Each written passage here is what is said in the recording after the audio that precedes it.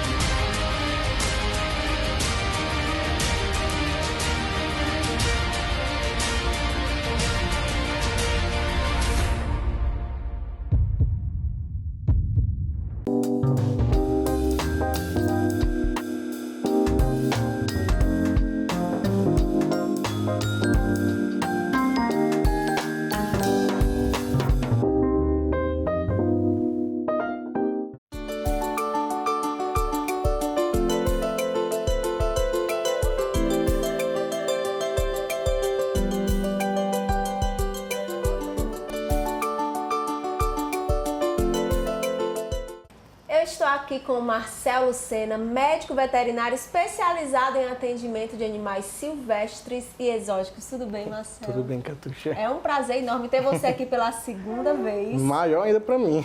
Nós fizemos uma primeira entrevista sobre animais silvestres e exóticos. Foi um sucesso total. E aí levantou-se a questão, como ter um animal silvestre e exótico? Porque é importante falar que tem que ser legalizado, né? Exatamente, é muito bom frisar isso, né? É possível você ter um animal silvestre exótico desde que esse animal seja legalizado, tá? E o que seria o animal legalizado? É aquele animal que a gente tem um registro no IBAMA, que ele advém de um criador comercial, que ele tem registro no IBAMA, ele vai prover vários documentos daquele animal para você. Por exemplo, certificado de origem, microchip, anilha, se for aves, vai ter toda a documentação daquele animal e toda a sua árvore genealógica provém de cativeiro. Então você tem certeza que aquele animal não vem da natureza, não vem de tráfico ilegal, certo? Entendi. Você falou isso agora, aí eu já tinha uma curiosidade para perguntar, mas eu acho que você já me respondeu. Que o responsável pelo registro, então, é o criador, não é o tutor que vai comprar e depois ir atrás de registrar, não, né? Exatamente, ele já vem registrado do criador. O criador ele já tem toda aquela planilha de controle de nascimentos para ter todo aquele registrado na plataforma do IBAMA. Então o animal já vem com o seu número, seu microchip ou sua anilha, com uma numeração que fosse o RG dele mesmo, né?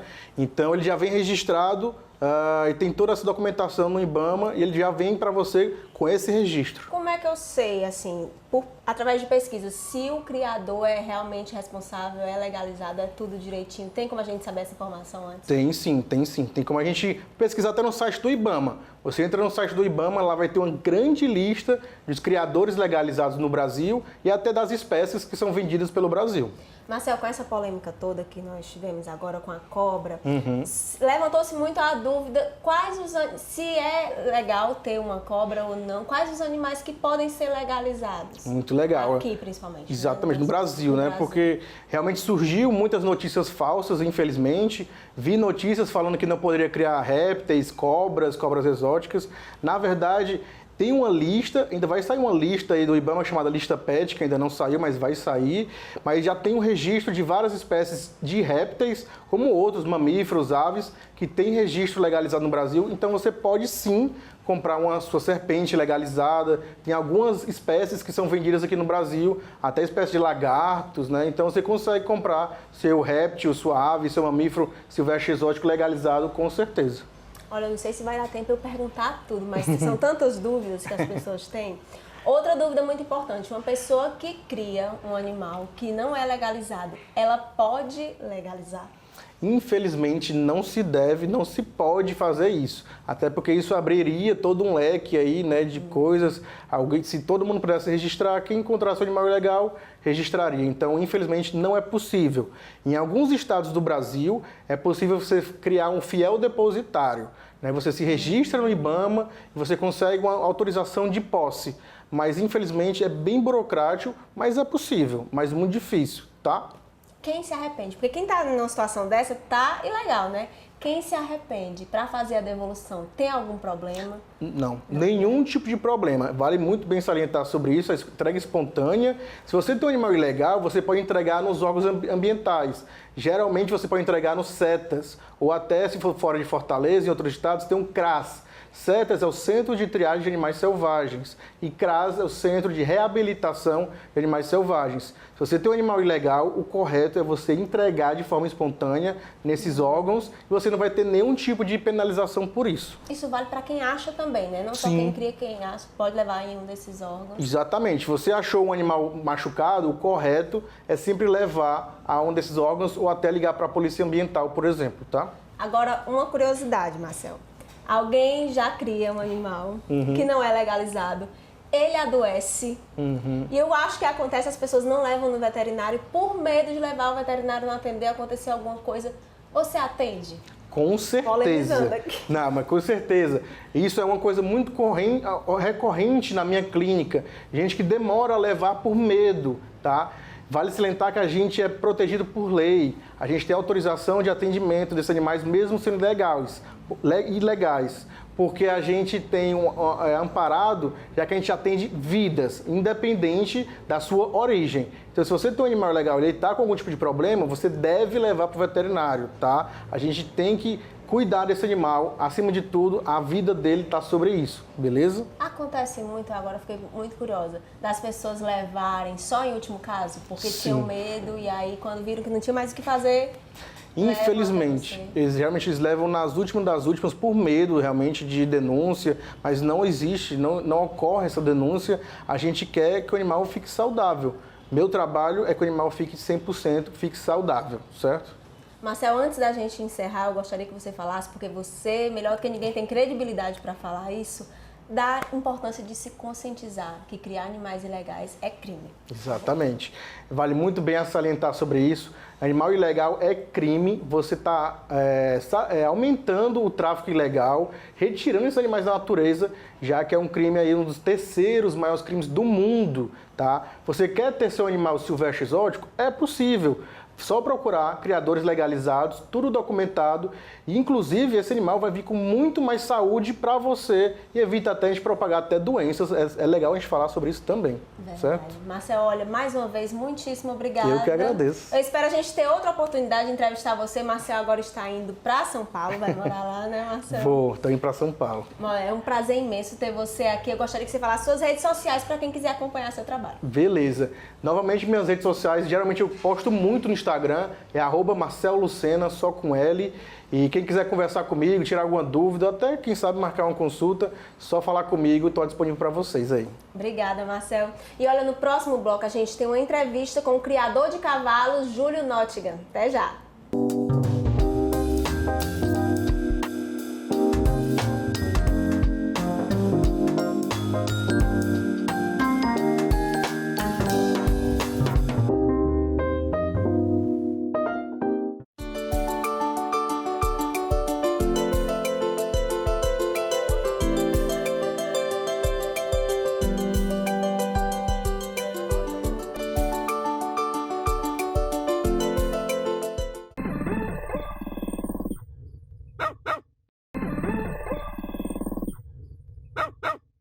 Gente, eu estou aqui com o Júlio Nottingham, que é treinador de cavalos e instrutor de equitação. Tudo bem, Júlio? Tudo bom, Catuxa. Olha, é um prazer para a TV Pet Show estar aqui. Nós estamos tentando essa gravação com o Júlio faz um tempinho e agora que você parou aqui no Ceará, finalmente a gente conseguiu. Muito obrigada, viu, Júlio? É uma disposição. E eu já percebi que você é um apaixonado por cavalos. Quem te segue nas suas redes sociais, mas como foi que começou a tua história, essa paixão pelos cavalos? Isso começou na infância, né? Nada melhor do que começar a lidar com os cavalos na realidade da fazenda, montando com o pai, com o avô, aquela coisa bem natural. E daí virou paixão, virou uma coisa que esporte e depois virou profissão. Entendi. Júlio, você faz uma doma diferente da tradicional. Eu cheguei aqui falando em doma racional, mas você corrigiu um pouco o termo, que é horsemanship, e eu gostaria que você explicasse um pouco sobre esse termo, esse método que você usa.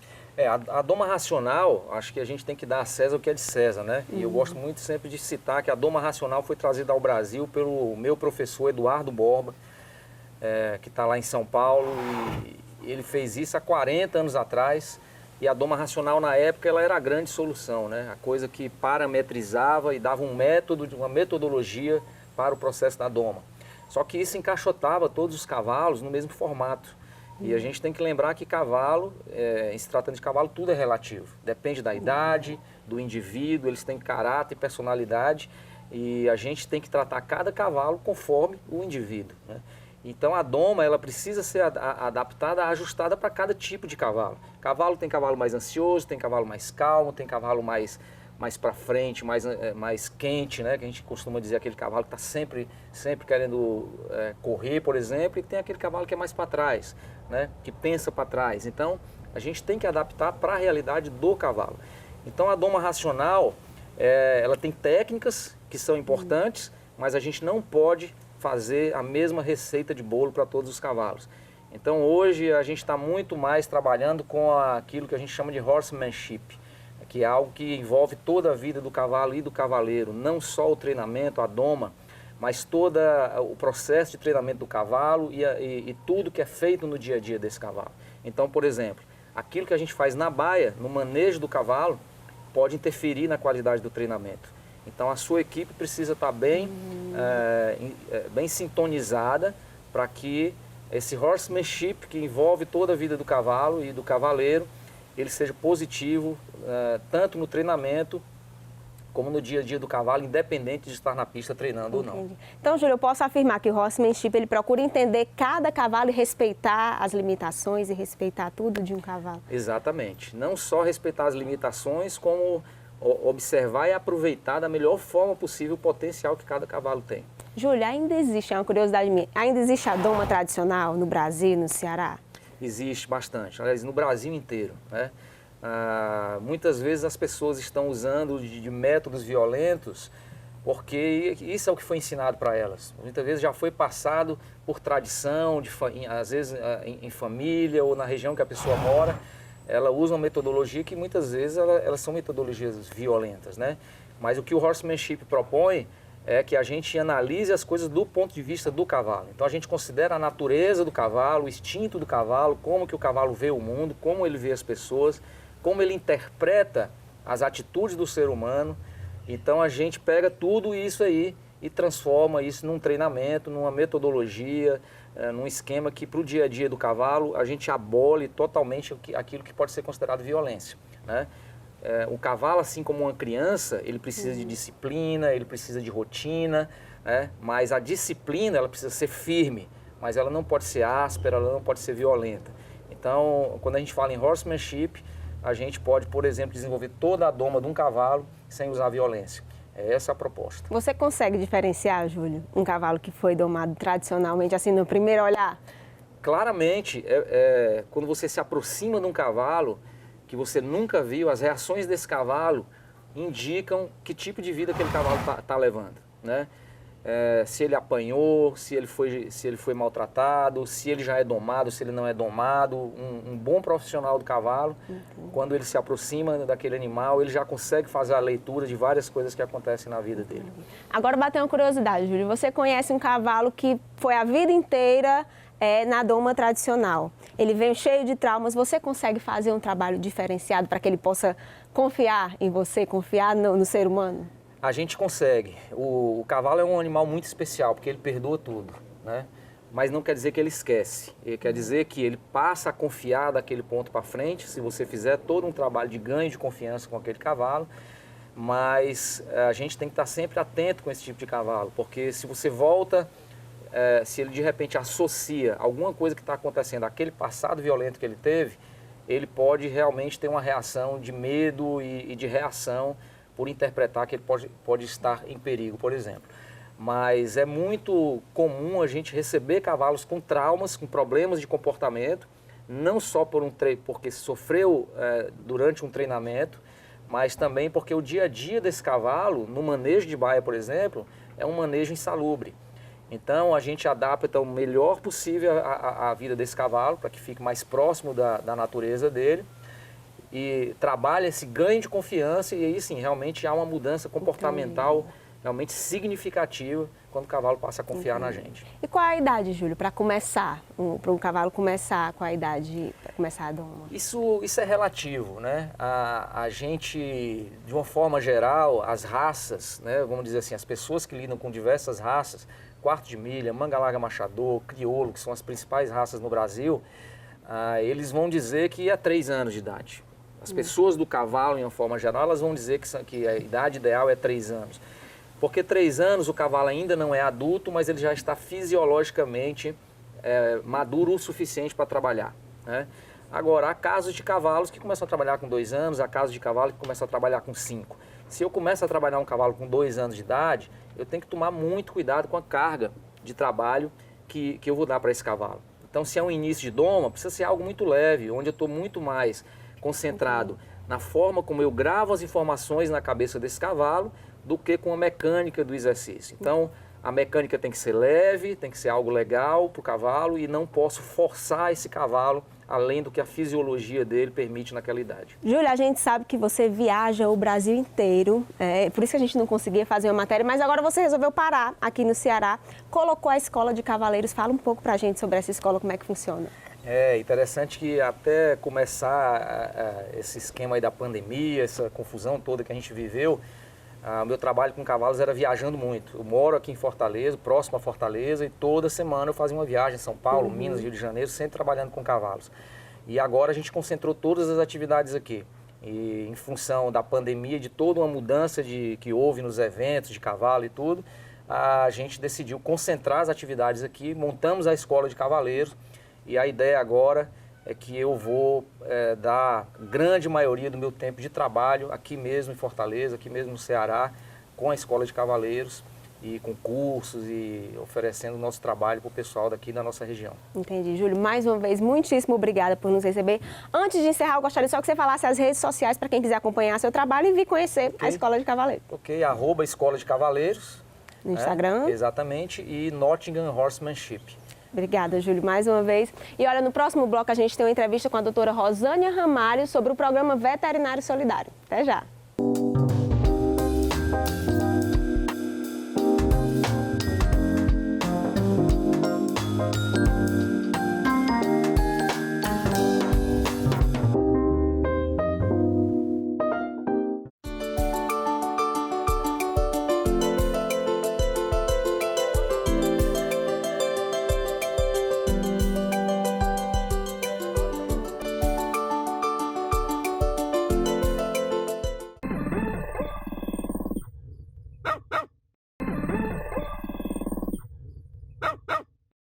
Olha só quem está aqui comigo, doutora Rosânia Ramalho. Tudo bem, doutora? Oi, tudo bom, Catuxa? Como é que vai? Muito tempo, estou com saudade de vocês. Ai, nós também, doutora Rosânia, sempre trazendo beleza e elegância aqui para a TV Pet Show. Obrigada. Você também, né? E sempre trazendo muita novidade que a gente adora mostrar aqui. Só que, doutora, quando souberam que eu ia entrevistar a senhora, já me pediram para perguntar como está o Vetmóvel.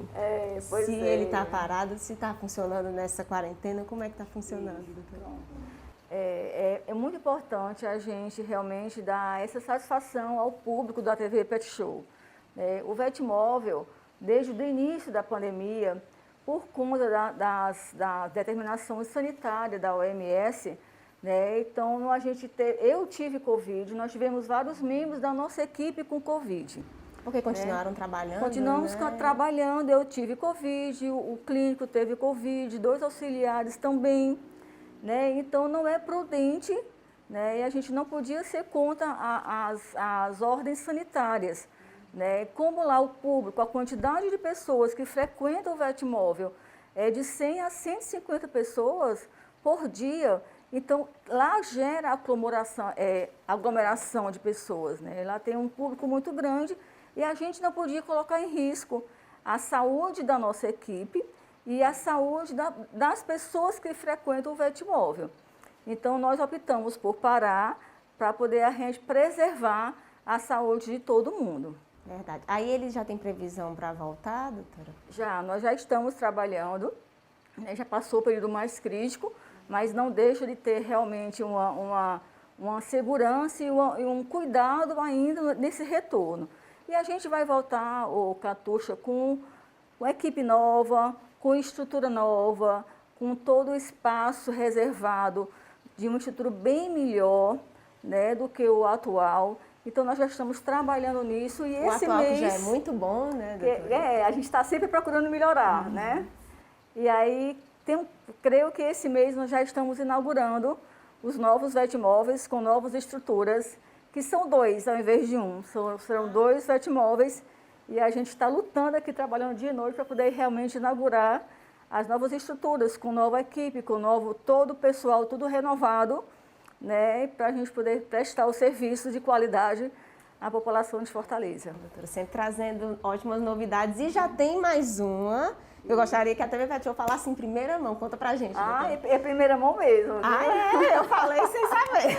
É primeira mão mesmo. Gente, assim, em época de crise, né, o vetmóvel parado e tal, então a equipe da Coepa que sempre tem aquele objetivo de cuidar da saúde dos animais, preocupado com a situação dos animais nessa pandemia, os animais sofrendo, os protetores com dificuldade muito grande de levar os animais para alguns pontos. As ajudas financeiras caiu bastante para os protetores, então nós estávamos com a equipe, né? Então nós criamos um programa veterinário solidário. A gente chama de PVS. É um programa da prefeitura. É um programa da prefeitura, pertence ao quadro da Coepa, tá? Que é formado por veterinários, auxiliares veterinários, assistentes, e que nós levamos aos pontos de abandono, aos abrigos e lares temporários, saúde, apoio sanitário, bem-estar dos animais, fazemos controle e prevenção de zoonose, né? O nosso veterinário ele faz consulta nos animais desses locais, que são animais em situação de vulnerabilidade. Então, ele consulta todos os animais, a gente faz vacinação antirrábica em todos os animais, cães e gatos, aplicamos vermífugos e controle parasitário também nos animais, temos antibióticos, temos vitaminas, então a gente está dando todo um suporte aos animais que estão realmente em sofrimento. Doutora, né? deixa eu ver se e eu a entendi. gente cuida também, a gente cuidando dos animais que estão em ponto público, em órgãos públicos, pontos de abandono, a gente também está cuidando da saúde das pessoas que frequentam esses locais. Doutora, deixa eu ver se eu entendi. Então, a equipe ela vai até um ponto de abandono e vai em abrigos também? Vai em ponto de abandono, vai em abrigos, vai em lares temporários, né? Então, a gente tem uma equipe toda especializada. Os depoimentos, Catuxa, são lindos, maravilhosos, das pessoas que receberam a nossa equipe lá.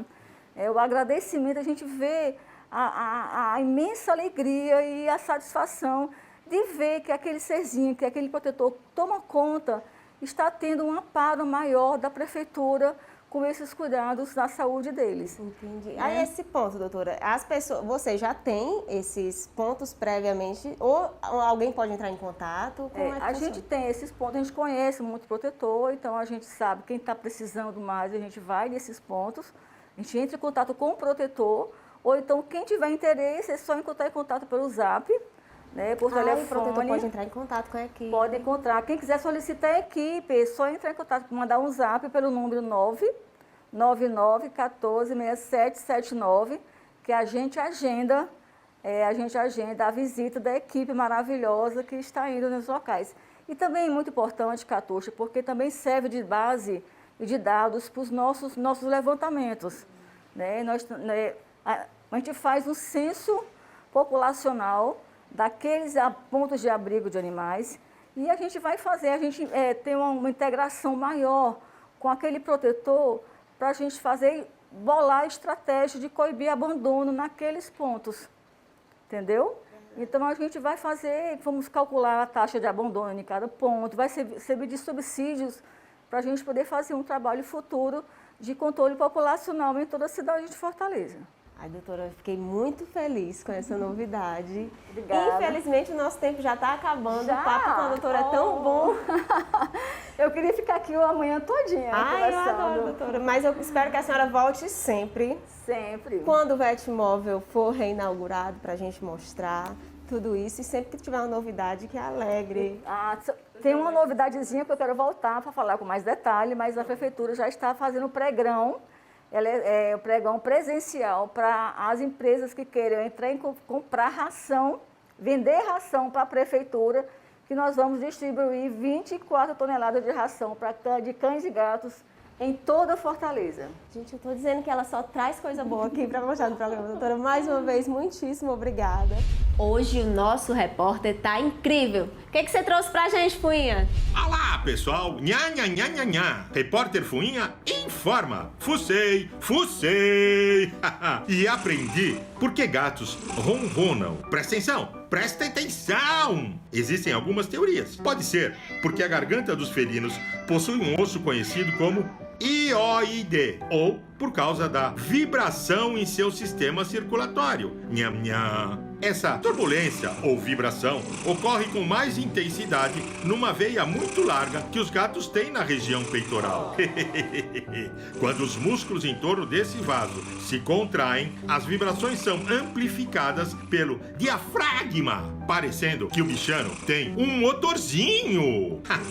Muitas pessoas acreditam que o som é sinal que o gato tem asma. Nada disso! As vibrações também são transmitidas pela traqueia até saírem pela cavidade sinusoidal, na forma de ronronar, aquele ruído gostoso e repetitivo.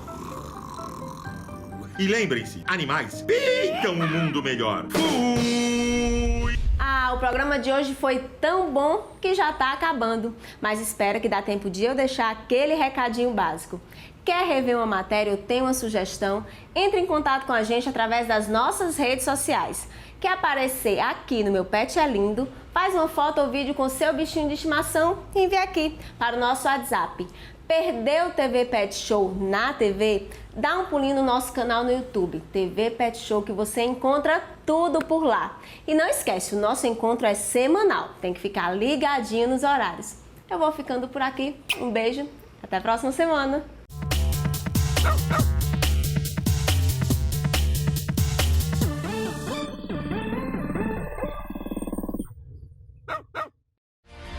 Apoio Cultural Centro de Olhos, doutora Mirza Mello.